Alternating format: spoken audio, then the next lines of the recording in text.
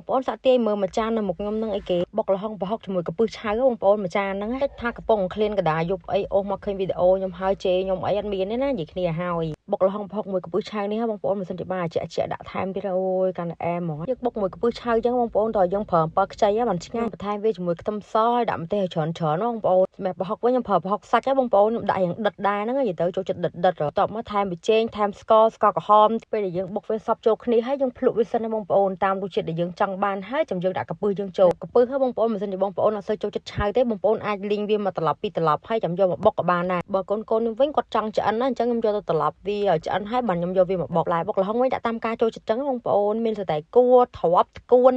ពេញប៉ះតែប៉ុណ្្នឹងនិយាយទៅបន្លែបុកលហុងបុកលហុងមួយបងប្អូនបន្លែមួយមុខតិច